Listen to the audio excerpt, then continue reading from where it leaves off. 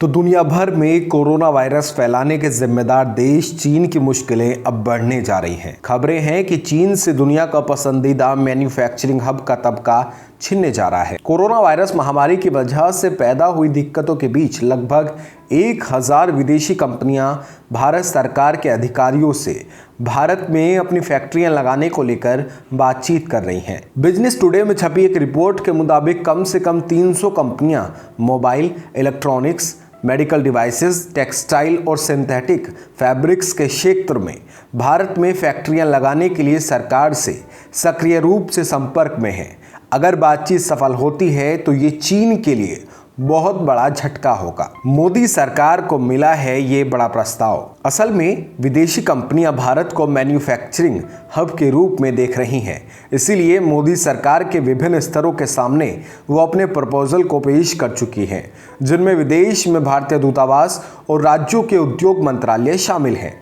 Report के मुताबिक केंद्र सरकार के एक अधिकारी ने कहा कि वर्तमान में लगभग 1000 कंपनियां विभिन्न स्तरों जैसे investment promotion cell, central government departments और राज्य सरकारों के साथ बातचीत कर रही हैं।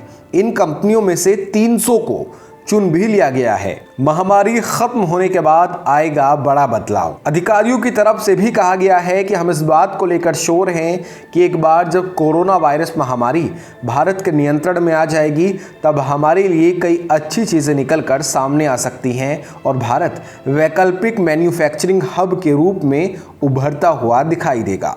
जापान, अमेरिका और दक्षिण कोरिया जैसे कई देश चीन पर हद से ज़्यादा डिपेंड हैं और ये साफ तौर पर दिखता भी है। मोदी सरकार ने निवेश लाने के लिए किए हैं कई उपाय। देश में मैन्युफैक्चरिंग को बढ़ावा देने के लिए केंद्र सरकार ने पिछले साल सितंबर में एक बड़े फैसले के तहत कॉरपोरेट टैक्स को घटाकर 25.17% कर दिया था।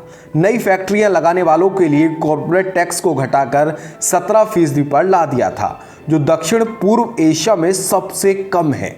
कॉर्पोरेट टैक्स रेट में कटौती के साथ देश भर में लागू जीएसटी से भारत को उम्मीद है कि वो मैन्युफैक्चरिंग सेक्टर में अच्छा खासा निवेश आकर्षित कर लेगा। यानी आप सब मानकर चलिए कि आने वाले दिनों में भारत के भीतर बहुत ज़्यादा नौकरियां आने वाली हैं। बाकी आपको क्या लगता है कमेंट सेक्शन में प्लीज़ हमें ज़रूर बताइएगा। फेसबुक पर देख रहे हैं तो पेज को लाइक कर लीजिएगा। वीडियो आपको कैसी लगी है ये हमें ज़रूर बताइएगा। आपने इसको पूरा देखा है, इसके लिए आपका बेहद शुक्रिया।